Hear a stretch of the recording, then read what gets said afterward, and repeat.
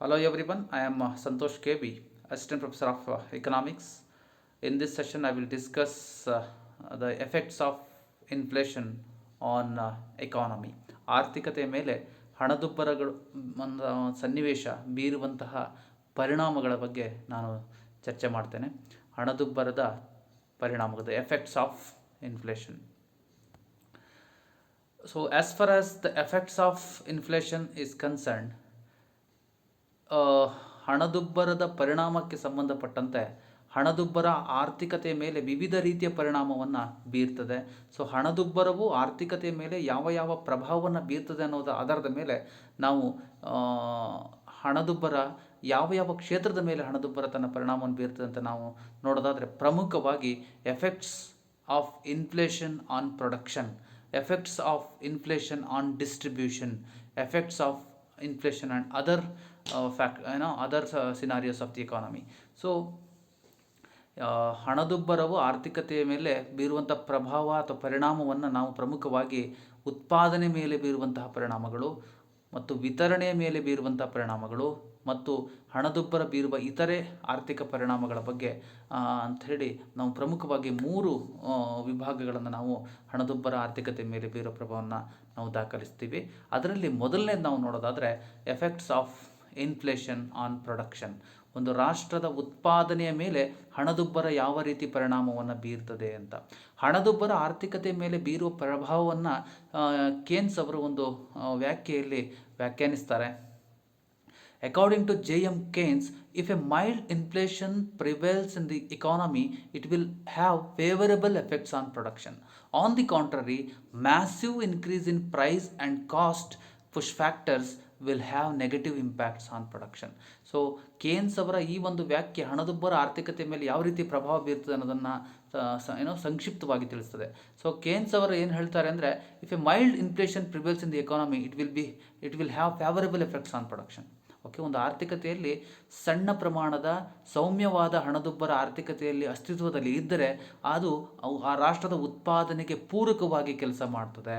ಆದರೆ ಅದರ ವಿರುದ್ಧವಾಗಿ, on the contrary, massive increase in the prices and cost of production. ಒಂದು ರಾಷ್ಟ್ರದಲ್ಲೇ ಬೆಲೆಗಳ ಏರಿಕೆ ಅಗಾಧವಾಗಿದ್ದಾಗ ಅಥವಾ ಅತಿ ಹೆಚ್ಚಿನ ದರದಲ್ಲಿ ಬೆಲೆಗಳು ಹೆಚ್ಚುತ್ತಿದ್ದಾಗ ಮತ್ತು ಉತ್ಪಾದನಾ ವೆಚ್ಚ ಹೆಚ್ಚುತ್ತಾ ಇದ್ದಾಗ ಆ ಒಂದು ಸನ್ನಿವೇಶದ ಹಣದುಬ್ಬರವು ಆರ್ಥಿಕತೆ ಮೇಲೆ, ಉತ್ಪಾದನೆಯ ಮೇಲೆ ನಕಾರಾತ್ಮಕ ಪರಿಣಾಮವನ್ನು, ನೆಗೆಟಿವ್ ಇಂಪ್ಯಾಕ್ಟನ್ನು ಬೀರ್ತದೆ. ಹಾಗಾಗಿ A mild inflation is always healthier for economy ಅಂತ ಹೇಳ್ತಾರೆ. But massive inflation is always dangerous for economy. It is dangerous for production. ಉತ್ಪಾದನೆಗೆ ಮತ್ತು ಒಟ್ಟಾರೆ ಆರ್ಥಿಕ ಬೆಳವಣಿಗೆಗೆ ಅಗಾಧ ಪ್ರಮಾಣದ ಹಣದುಬ್ಬರ ನಕಾರಾತ್ಮಕ ಪರಿಣಾಮವನ್ನು ಬೀರ್ತದೆ ಅಂತ. ಸೊ ಈ ಹಿನ್ನೆಲೆಯಲ್ಲಿ what are the effects of inflation on production ಅಂತ ನೋಡಿದಾಗ, ಉತ್ಪಾದನೆಯ ಮೇಲೆ ಹಣದುಬ್ಬರ ಬೀರೋ ಪರಿಣಾಮವನ್ನು ನೋಡಿದಾಗ, number 1 is business competitiveness. Okay, ವ್ಯವಹಾರದ ಅಥವಾ ಉದ್ಯಮದ ಸ್ಪರ್ಧಾತ್ಮಕತೆಯ ಬಗ್ಗೆ ನಾವು ಗಮನಿಸೋದಾದರೆ, ಯಾವ ರಾಷ್ಟ್ರ ಹಣದುಬ್ಬರವನ್ನು ಅನುಭವಿಸ್ತಾ ಇರ್ತದೆ, ಯಾವ ರಾಷ್ಟ್ರದ ಸರಕು ಮತ್ತು ಸೇವೆಗಳ ಬೆಲೆಗಳು ಹೆಚ್ಚಾಗ್ತಾ ಇರ್ತವೆ, ಆ ಒಂದು ರಾಷ್ಟ್ರ ಜಾಗತಿಕ ಉದ್ಯಮದ ಪೈಪೋಟಿಯನ್ನು, ಜಾಗತಿಕ ವ್ಯವಹಾರದ ಪೈಪೋಟಿಯನ್ನು ಎದುರಿಸಲಿಕ್ಕೆ ವಿಫಲವಾಗ್ತವೆ. The country which is facing the severe inflation problem, so that particular country will fail to compete with the countries where the economy is stable in nature. ಯಾವ ರಾಷ್ಟ್ರದ ಆರ್ಥಿಕ ಸ್ಥಿರತೆಯನ್ನು ಹೊಂದಿರುತ್ತದೆ ಆ ರಾಷ್ಟ್ರದೊಂದಿಗೆ ಹಣದುಬ್ಬರವನ್ನು ಅನುಭವಿಸುತ್ತಿರುವಂತಹ ರಾಷ್ಟ್ರ ಪೈಪೋಟಿಯನ್ನು ಎದುರಿಸಲಿಕ್ಕೆ ವಿಫಲವಾಗುತ್ತೆ. ಸೊ ಇದರಿಂದ ಆ ರಾಷ್ಟ್ರದಲ್ಲಿ ಹಣದುಬ್ಬರ ಕಾರಣದಿಂದಾಗಿ ಆ ರಾಷ್ಟ್ರದ ಉದ್ಯಮದ ಪೈಪೋಟಿ ಸಾಮರ್ಥ್ಯ ಕಳ್ಕೊಳ್ತದೆ. ಸೊ ಸರಕು ಸೇವೆಗಳ ಬೆಲೆಗಳು ಹೆಚ್ಚಾಗ್ತಾ ಇರ್ತವೆ ಮತ್ತು ಉತ್ಪಾದನಾ ವಸ್ತುಗಳ ಗುಣಮಟ್ಟ ಕಡಿಮೆ ಆಗ್ತಾ ಇರ್ತವೆ. ಅಂತಹ ರಾಷ್ಟ್ರಗಳು ಅಂತಾರಾಷ್ಟ್ರೀಯ ಪೈಪೋಟಿಯನ್ನು ಎದುರಿಸಲಿಕ್ಕೆ ಸಾಧ್ಯ ಆಗೋದಿಲ್ಲ.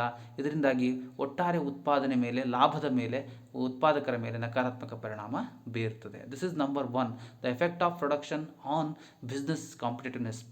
The business people loose there competitiveness in world market.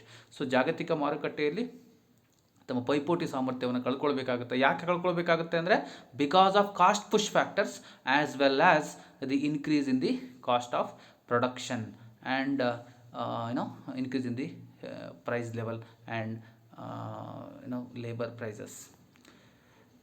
And next important effect of inflation on production is a risk of wage inflation. So wage is plays a very important role in production. Okay, so reward for labor is considered as wage. So if wage inflation happens in the economy, the cost push factors happens, or the cost of production increases in the economy. So as cost of production increases, the profit volume of the entrepreneurs will reduce, and as the profit of the entrepreneur reduces, the entrepreneurs will hesitant to invest more and more. So then what total production will decreases. Okay, so risk of wage inflation. So ಬೆಲೆಗಳು ನಿರಂತರವಾಗಿ ಹೆಚ್ಚುತ್ತಾ ಇರುವಂಥ ಸಂದರ್ಭದಲ್ಲಿ ಕಾರ್ಮಿಕರು ಮಾಲೀಕರ ಮೇಲೆ ಒತ್ತಡವನ್ನು ತಂದು ಅವರ ಕೂಲಿಯನ್ನು ಅಥವಾ ವೇತನವನ್ನು ಹೆಚ್ಚಿಸುವಂತೆ ಕಾರ್ಮಿಕ ಸಂಘಟನೆಗಳ ಮೂಲಕ ಒತ್ತಾಯಿಸಿದಾಗ, ಕೂಲಿ ಎಲ್ಲಾದರೂ ಹೆಚ್ಚಾದರೆ, ವೇತನಗಳು ಜಾಸ್ತಿ ಆದಾಗ ಉತ್ಪಾದಕರ ಉತ್ಪಾದನಾ ವೆಚ್ಚ ಹೆಚ್ಚಾಗ್ತದೆ. ಸೊ ಉತ್ಪಾದಕರ ಉತ್ಪಾದನಾ ವೆಚ್ಚ ಹೆಚ್ಚಾದಾಗ ಅವರ ಲಾಭದ ಪ್ರಮಾಣ ಕಡಿಮೆ ಆಗ್ತದೆ. ಅವರ ಲಾಭದ ಪ್ರಮಾಣ ಕಡಿಮೆ ಆದಾಗ ಅವರು ಹೆಚ್ಚು ಹೆಚ್ಚು ಹೂಡಿಕೆಯನ್ನು ಮಾಡಲಿಕ್ಕೆ ಹಿಂಜರಿತಾರೆ. ಯಾವಾಗ ಆರ್ಥಿಕತೆಯಲ್ಲಿ ಹೂಡಿಕೆಗಳು ಕಡಿಮೆ ಆಗ್ತವೆ, ಆ ರಾಷ್ಟ್ರದ ಒಟ್ಟಾರೆ ಉತ್ಪಾದನೆ ಕಡಿಮೆ ಆಗ್ತದೆ. ಸೊ ಹೀಗಾಗಿ ಕೂಲಿ ದರದಲ್ಲಿ ಅಥವಾ ವೇತನದಲ್ಲಿ ಹೆಚ್ಚಳ ಉಂಟಾದಾಗ, ಹಣದುಬ್ಬರ ಉಂಟಾದಾಗ ಆರ್ಥಿಕತೆಯಲ್ಲಿ ಉತ್ಪಾದನೆ ಪರೋಕ್ಷವಾಗಿ ಕುಂಠಿತ ಆಗ್ತದೆ. And hoarding and black marketing. So inflation will results in hoarding and black marketing. So ಹಣದುಬ್ಬರವು ಈ ಕಪ್ಪು ಹಣದ ಸಂಗ್ರಹ ಮತ್ತು ಸಟ್ಟಾ ವ್ಯಾಪಾರಕ್ಕೆ ಹೆಚ್ಚು ಪ್ರೋತ್ಸಾಹವನ್ನು ಕೊಡ್ತದೆ. ಸೊ ಬ್ಲ್ಯಾಕ್ ಮಾರ್ಕೆಟ್ ಅಥವಾ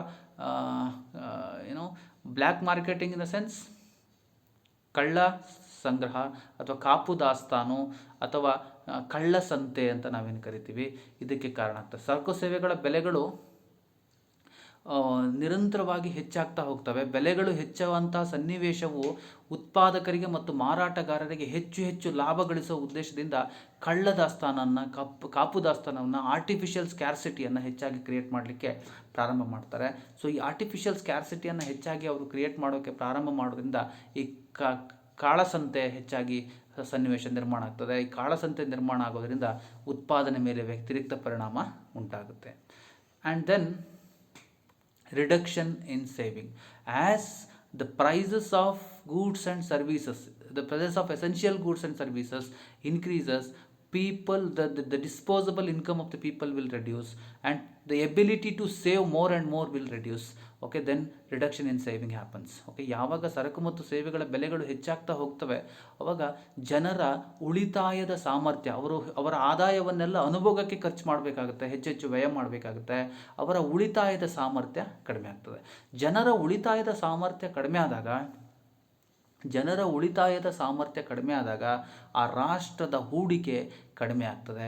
ಆ ರಾಷ್ಟ್ರದ ಹೂಡಿಕೆ ಕಡಿಮೆ ಆಗೋದರಿಂದ ಆ ರಾಷ್ಟ್ರದಲ್ಲಿ ಉತ್ಪಾದನೆ, ಉದ್ಯೋಗ ಸೃಷ್ಟಿ ಕಡಿಮೆ ಆಗ್ತದೆ. ಒಟ್ಟಾರೆ ಆ ರಾಷ್ಟ್ರದ ಬೆಳವಣಿಗೆ ಕುಂಠಿತ ಆಗ್ತದೆ. ಸೊ ಈ ಹಣದುಬ್ಬರವು ಜನರ ಉಳಿತಾಯದ ಸಾಮರ್ಥ್ಯವನ್ನು ಕಸಿದುಕೊಳ್ತದೆ ಅಂತೇಳಿ ಹೇಳ್ಬೋದು.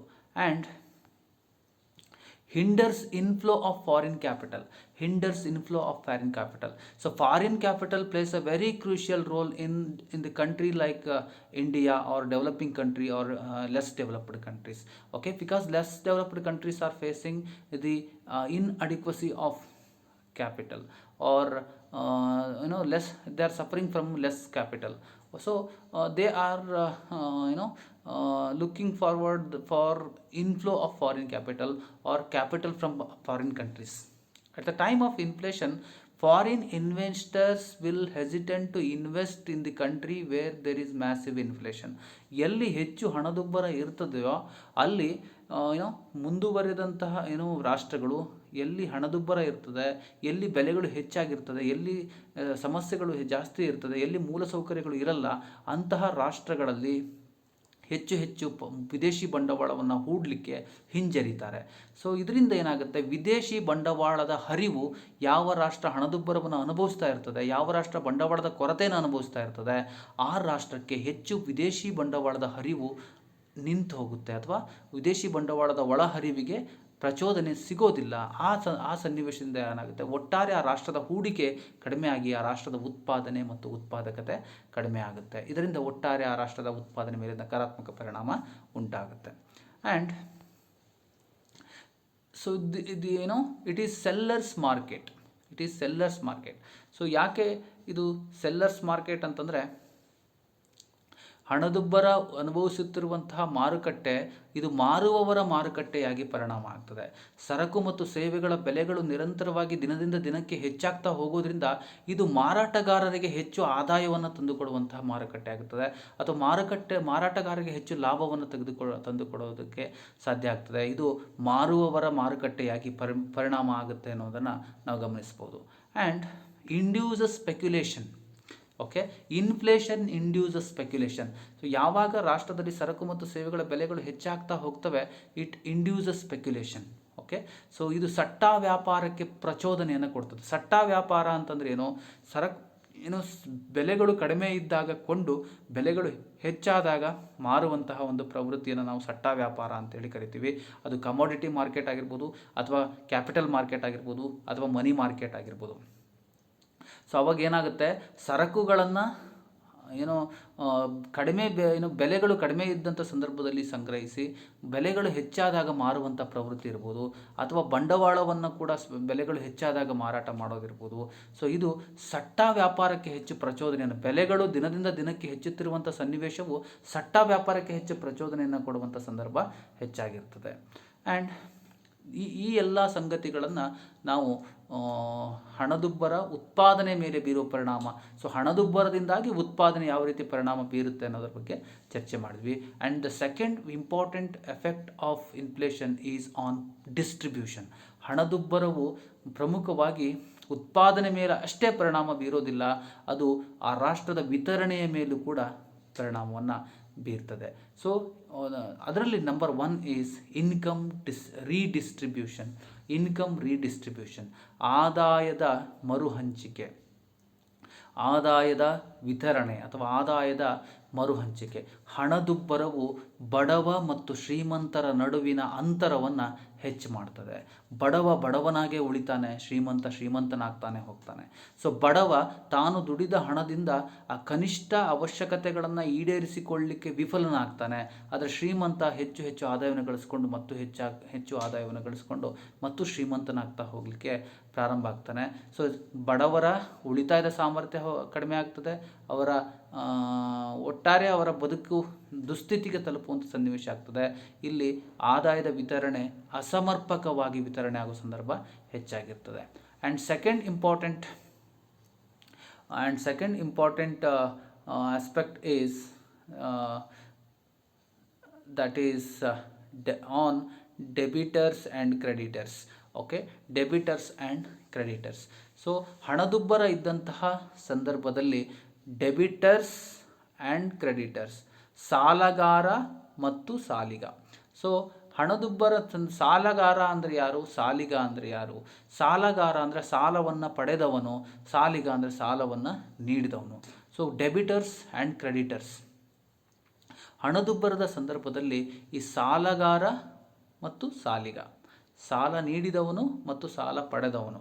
ಸೊ ಈಗ ಈ ಹಣದುಬ್ಬರದ ಸಂದರ್ಭದಲ್ಲಿ ಸಾಲಗಾರ ಲಾಭವನ್ನು ಪಡಿತಾನೆ, ಸಾಲ ನೀಡಿದವನು ನಷ್ಟವನ್ನು ಹೊಂದ್ತಾನೆ. ಯಾಕೆ ಸಾಲಗಾರ ಲಾಭವನ್ನು ಪಡಿತಾನೆ ಅಂತಂದರೆ, ಸಾಲಗಾರ ಹಣದ ಮೌಲ್ಯ ಹೆಚ್ಚಿರುವಂಥ ಸಮಯದಲ್ಲಿ ಸಾಲವನ್ನು ಪಡ್ಕೋತಾನೆ, ಹಣದ ಮೌಲ್ಯ ಕಡಿಮೆ ಇರುವಂಥ ಸಂದರ್ಭದಲ್ಲಿ ಮರುಪಾವತಿಯನ್ನು ಮಾಡ್ತಾನೆ. ಅದೇ ಸಾಲ ಕೊಡೋನು ಹಣದ ಮೌಲ್ಯ ಹೆಚ್ಚಿದ್ದಾಗ ಅವನು ಸಾಲವನ್ನು ನೀಡಿರ್ತಾನೆ, ಮತ್ತು ಹಣದುಬ್ಬರ ಸಂದರ್ಭದಲ್ಲಿ ಹಣದ ಮೌಲ್ಯ ಕಡಿಮೆ ಇದ್ದಾಗ ಹಣವನ್ನು ಮರುಪಾವತಿ ಮಾಡ್ಕೋತಾನೆ. ಸೊ ಹಾಗಾಗಿ ಹಣದ ಮೌಲ್ಯ ಹಣದುಬ್ಬರದ ಸಂದರ್ಭದಲ್ಲಿ ಕಡಿಮೆಯಾಗುತ್ತಾ ಹೋಗುವುದರಿಂದ ಸಾಲ ನೀಡಿದವನಿಗೆ ಹಣದುಬ್ಬರ ನಷ್ಟವನ್ನು ತಂದುಕೊಡ್ತದೆ. ಹಣದ ಮೌಲ್ಯ ದಿನದಿಂದ ದಿನಕ್ಕೆ ಹಣದುಬ್ಬರ ಸಂದರ್ಭದಲ್ಲಿ ಕಡಿಮೆ ಆಗೋದರಿಂದ ಸಾಲ ಪಡೆದವನಿಗೆ ಇದು ಅನುಕೂಲ ಆಗ್ತದೆ. And the next important effect of inflation on salaried persons. ವೇತನ ಪಡೆಯುವ ವರ್ಗ ಅಥವಾ ವೇತನ ಪಡೆಯುವಂತಹ ವ್ಯಕ್ತಿಗಳು. ಸೊ ವೇತನ ಪಡೆಯುವಂತಹ ವ್ಯಕ್ತಿಗಳು, ನಿಗದಿತ ಮಾಸಿಕ ವೇತನವನ್ನು ಪಡೆಯುವಂತಹ ವ್ಯಕ್ತಿಗಳ ಮೇಲೆ ಆಲ್ಮೋಸ್ಟ್ ನಕಾರಾತ್ಮಕ ಪರಿಣಾಮ ಬೀರ್ತದೆ. ಯಾಕೆಂದರೆ ಇವರು they work for the predetermined salaries. Okay, ಹಣದುಬ್ಬರಕ್ಕಿಂತ ಮುಂಚೆ ಪೂರ್ವ ನಿಗದಿತ ವೇತನವನ್ನು ಇವರು ಪಡೆಯೋರಾಗಿರ್ತಾರೆ. ಈ ಪೂರ್ವ ನಿಗದಿತ ವೇತನವನ್ನು ಪಡೆಯೋರಾಗಿರೋದ್ರಿಂದ ಹಣದುಬ್ಬರ ಉಂಟಾದಾಗ ಇವರ ವೇತನ ಏನಾಗೋದಿಲ್ಲ, ಹೆಚ್ಚಳ ಉಂಟಾಗೋದಿಲ್ಲ. ಸೊ ಇವರ ವೇತನ ಹೆಚ್ಚಳ ಉಂಟಾಗದೆ ಕೇವಲ ಬೆಲೆಗಳು ಮಾತ್ರ ಹೆಚ್ಚಳ ಉಂಟಾಗೋದ್ರಿಂದ ಇವರ ಜೀವನ ದುಸ್ಥಿತಿಯ ತಲುಪುವ ಸಾಧ್ಯತೆಗಳು ಹೆಚ್ಚಾಗಿರ್ತದೆ. ಸ್ಯಾಲರಿಡ್ ಪರ್ಸನ್ಸ್ ಅಥವಾ ನಿಗದಿತ ವೇತನವನ್ನು ಪಡೆಯುವಂಥ ವರ್ಗ ಬೆಲೆಗಳು ಹೆಚ್ಚಳ ಉಂಟಾದಾಗ ಅಥವಾ ಬೆಲೆಗಳು ಹೆಚ್ಚಾಗ್ತಾ ಹೋದಾಗ ಸಮಸ್ಯೆಯನ್ನು ಅನುಭವಿಸ್ತಾರೆ. And labours. Okay, so labours also work for the predetermined rate of wage. Okay, ಕಾರ್ಮಿಕರು ಕೂಡ ಪೂರ್ವ ನಿಗದಿತ ಕೂಲಿಯಲ್ಲಿ ಅವರು ಕೆಲಸವನ್ನು ಮಾಡ್ತಾ ಇರ್ತಾರೆ. ಅವರ ಕೂಲಿ ಮೊದಲೇ ನಿಶ್ಚಯವಾಗಿರ್ತದೆ. ಬೆಲೆಗಳು ಹೆಚ್ಚಾಗಿದೆ ಅನ್ನೋ ಕಾರಣಕ್ಕಾಗಿ ಅವರ ಮಾಲೀಕ ಅವರ ಕೂಲಿಯನ್ನು ಹೆಚ್ಚಿಸೋದಿಲ್ಲ. ಹಾಗಾಗಿ ಕಾರ್ಮಿಕ ವರ್ಗ ಬೆಲೆ ಏರಿಕೆಯ ಕಾರಣದಿಂದಾಗಿ ಸಂಕಷ್ಟಕ್ಕೆ ತಲುಪುವಂಥ ಸಾಧ್ಯತೆ ಹೆಚ್ಚಾಗಿರ್ತದೆ. So this is one of the important effect of inflation. And fixed income group, as I already told, fixed income group ನಿಶ್ಚಿತ ಆದಾಯವನ್ನು ಪಡೆಯುವಂಥವರು. ನಿಶ್ಚಿತ ಆದಾಯ ಪಡೆಯುವಂಥವರು ಹಣದುಬ್ಬರದ ಸನ್ನಿವೇಶದಲ್ಲಿ ಸಂಕಷ್ಟಕ್ಕೆ ಒಳಗಾಗ್ತಾರೆ. ಯಾರು ನಿಶ್ಚಿತ ಆದಾಯವನ್ನು ಪಡೆಯೋರಾಗಿರ್ತಾರೆ? ಕಾರ್ಮಿಕರಾಗಿರ್ಬೋದು ಅಥವಾ ವಿಶ್ರಾಂತಿ ವೇತನ ಪೆನ್ಷನರ್ಸ್ ಆಗಿರ್ಬೋದು, ಯಾರು ಪೆನ್ಷನ್ನಲ್ಲಿ ಜೀವನ ಮಾಡ್ತಾ ಇರ್ತಾರೆ, ಅಥವಾ ಪ್ರೀ ಡಿಟರ್ಮೈನ್ಡ್ ರೇಟ್ ಆಫ್ ಇಂಟ್ರೆಸ್ಟಲ್ಲಿ ಬದುಕೋರು ಯಾರಾಗಿರ್ತಾರೆ, ಅಥವಾ ಪ್ರೀ ಡಿಟರ್ಮೈನ್ಡ್ ರೆಂಟಲ್ಲಿ ಬದುಕೋರು ಯಾರಾಗಿರ್ತಾರೆ, ಬಡ್ಡಿ ಆದಾಯದಲ್ಲಿ ಅಥವಾ ಬಾಡಿಗೆ ಆದಾಯದಲ್ಲಿ ಅಥವಾ ವಿಶ್ರಾಂತಿ ವೇತನದಲ್ಲಿ ಅಥವಾ ಸರ್ಕಾರ ನೀಡುವಂತಹ ನಿಶ್ಚಿತ ವೇತನಗಳ ಆಧಾರದಲ್ಲಿ ಜೀವಿಸ್ತಾ ಇರುವಂಥವರಿಗೆ ಬೆಲೆ ಏರಿಕೆಯಿಂದಾಗಿ ಅವರಿಗೆ ಅವರ ಜೀವನ ನಿರ್ವಹಣೆ ತುಂಬ ಕಷ್ಟವಾದ ಸನ್ನಿವೇಶ ನಿರ್ಮಾಣ ಆಗೋ ಸಾಧ್ಯತೆ ಹೆಚ್ಚಾಗಿರ್ತದೆ. And investors. ಓಕೆ, ಸೊ ಈ ಹೂಡಿಕೆದಾರರು ಹಣದುಬ್ಬರ ಸಂದರ್ಭದಲ್ಲಿ ಹೆಚ್ಚು ಸಂತೋಷವನ್ನು ಅಥವಾ ಹೆಚ್ಚು ಸಂತೃಪ್ತಿಯನ್ನು ಅನುಭವಿಸ್ತಾ ಇರ್ತಾರೆ. ಹೂಡಿಕೆದಾರರಿಗೆ ಸರಕು ಮತ್ತು ಸೇವೆಗಳ ಬೆಲೆಗಳು ದಿನದಿಂದ ದಿನಕ್ಕೆ ಹೆಚ್ಚುತ್ತಾ ಹೋಗೋದ್ರಿಂದ ಅವರ ಲಾಭದ ಪ್ರಮಾಣ ಅದೇ ವೇಗದಲ್ಲಿ ಹೆಚ್ಚಳ ಉಂಟಾಗ್ತದೆ. ಹಾಗಾಗಿ ಹೂಡಿಕೆದಾರರಿಗೆ ಹಣದುಬ್ಬರದ ಸಂದರ್ಭದಲ್ಲಿ ಬೆಲೆಗಳು ನಿರಂತರವಾಗಿ ಹೆಚ್ಚಾಗ್ತಾ ಇರೋದ್ರಿಂದ ಹೆಚ್ಚು ಲಾಭವನ್ನು ಅವರು ಗಳಿಸ್ತಾರೆ.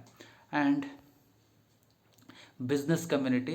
So business community also gets more and more profit in case of high inflation. So ಅವಶ್ಯಕ ವಸ್ತುಗಳನ್ನು ಉತ್ಪಾದಿಸುವಂಥ ಉದ್ಯಮ ವರ್ಗ ಏನಾಗುತ್ತೆ, ಹಣದುಬ್ಬರ ಸಂದರ್ಭದಲ್ಲಿ ಅವರು ಹೆಚ್ಚು ಆದಾಯವನ್ನು ಗಳಿಸ್ತಾ ಇರ್ತಾರೆ. ಸೊ ಅವಶ್ಯಕ ವಸ್ತುಗಳ ಬೆಲೆಗಳು ಎಷ್ಟೇ ಹೆಚ್ಚಾದರೂ ಕೂಡ ಗ್ರಾಹಕರು ಅವುಗಳನ್ನು ಖರೀದಿ ಮಾಡಲೇಬೇಕಾಗಿರ್ತದೆ. ಆ ಬೆಲೆಗಳು ಹೆಚ್ಚುತ್ತಾ ಇರೋದ್ರಿಂದ ಆ ಉತ್ಪಾದಕರ ಮಾರ್ಜಿನ್ ಆಫ್ ಪ್ರಾಫಿಟ್ ಏನಾಗ್ತಾ ಹೋಗುತ್ತೆ, ದಿನದಿಂದ ದಿನಕ್ಕೆ ಹೆಚ್ಚಾಗ್ತಾ ಹೋಗುತ್ತೆ. ಹಾಗಾಗಿ business community will face will feel the better profit. Okay, and farmers, ರೈತರು. ಸೊ ಹಾಗಾದರೆ ಈ ಹಣದುಬ್ಬರ ರೈತರ ಮೇಲೆ ಯಾವ ರೀತಿ ಪ್ರಭಾವವನ್ನು ಬೀರ್ತದೆ? ರೈತರ ಮೇಲೆ ಹಣದುಬ್ಬರ ಬೀರುವ ಪರಿಣಾಮವನ್ನು ನಾವು ಎರಡು ರೀತಿಯಲ್ಲಿ ಮಾಡ್ಬೋದು. ಒಂದು ಕಾಸ್ಟ್, ಇನ್ನೊಂದು ರೆವಿನ್ಯೂ. ಸೊ ರೈತರ ಆದಾಯ ಮತ್ತು ರೈತರು ಮಾಡುವಂಥ ವೆಚ್ಚ, ಇದನ್ನು ನಾವು ಗಮನಿಸೋದಾದರೆ, ಸೊ ಹಣದುಬ್ಬರ ಸಂದರ್ಭದಲ್ಲಿ ರೈತರ ಆದಾಯ ಗಮನಿಸೋದಾದರೆ, ಹಣದುಬ್ಬರ ಸಂದರ್ಭದಲ್ಲಿ ಸರಕು ಮತ್ತು ಸೇವೆಗಳ ಬೆಲೆಗಳು ಹೆಚ್ಚುತ್ತಾ ಇರೋದ್ರಿಂದ ಕೃಷಿ ಸರಕುಗಳ ಬೆಲೆಗಳು ಕೂಡ ಹೆಚ್ಚುತ್ತಾ ಇರ್ತವೆ. ಈ ಕೃಷಿ ಸರಕುಗಳ ಬೆಲೆಗಳು ಹೆಚ್ಚುತ್ತಾ ಹೋಗ್ತಾ ಇರೋದ್ರಿಂದ ರೈತರ ಆದಾಯ ಹೆಚ್ಚುತ್ತಾ ಹೋಗುತ್ತೆ, ರೈತರಿಗೆ ಸಿಗಬೇಕಾದ ಆದಾಯ ಹೆಚ್ಚುತ್ತಾ ಹೋಗುತ್ತೆ, ರೈತರಿಗೆ ಅನುಕೂಲ ಆಗುತ್ತೆ. On the other hand, on the contrary, so the agriculture inputs ಅಂತ ನಾವೇನು ಕರಿತೀವಿ, ಕೃಷಿ ಹೂಡಿಕೆಗಳು ಅಂತ ನಾವೇನು ಕರಿತೀವಿ, ಕೃಷಿ ಹೂಡುವಳಿಗಳು ಅಂತ ನಾವೇನು ಕರಿತೀವಿ, ಸೊ ಅವುಗಳ ಬೆಲೆಗಳು ಕೂಡ ಹೆಚ್ಚಾಗ್ತಾ ಇರ್ತದೆ. ಅದರಿಂದ ಕಾಸ್ಟ್ ಆಫ್ ಕಲ್ಟಿವೇಷನ್ ಏನಾಗುತ್ತೆ, ರೈತರಿಗೆ ಹೆಚ್ಚಾಗ್ತದೆ.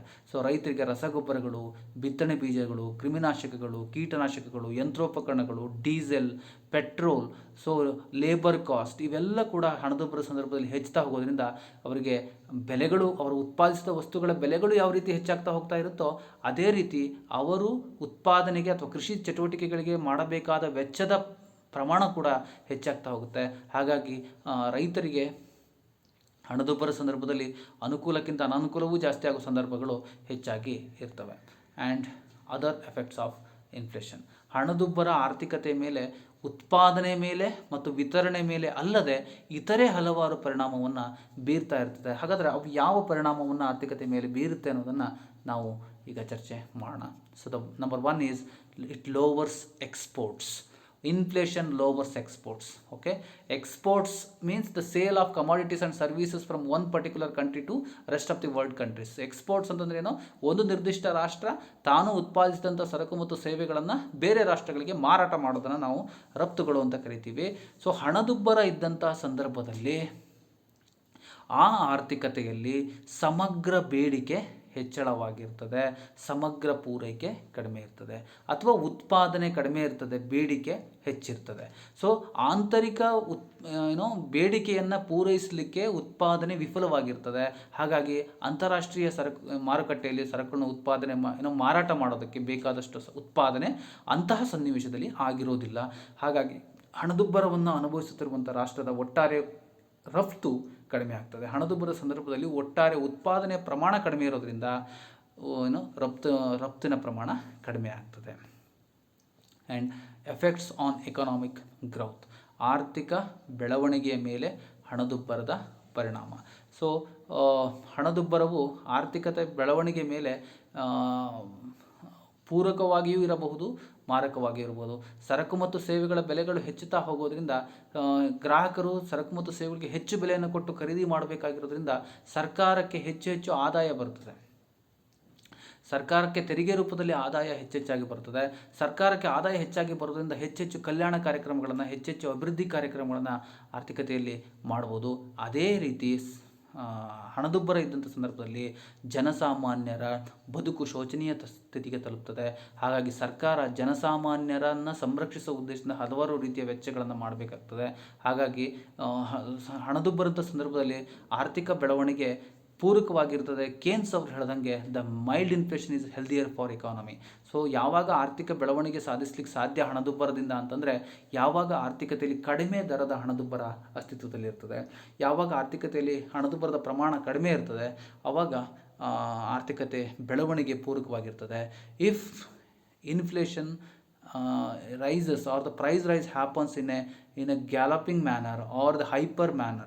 ಸೊ ನಾಗಾಲೋಟದಲ್ಲಿ ಅಥವಾ ಅತ್ಯಂತ ಗರಿಷ್ಠ ದರದಲ್ಲಿ ಬೆಲೆಗಳು ಹೆಚ್ಚಾಗ್ತಾ ಇರೋದ್ರಿಂದ ಇದ್ದರೆ ಇಟ್ ರಿಟಾರ್ಡ್ಸ್ ಎಕನಾಮಿಕ್ ಗ್ರೌತ್. ಇದು ಆರ್ಥಿಕ ಬೆಳವಣಿಗೆಯನ್ನು ಕುಂಠಿತಗೊಳಿಸ್ತದೆ ಅಥವಾ ಇದು ತೊಂದರೆಗೀಡು ಮಾಡ್ತದೆ ಅಂಥೇಳಿ ನಾವು ಹೇಳ್ಬೋದು.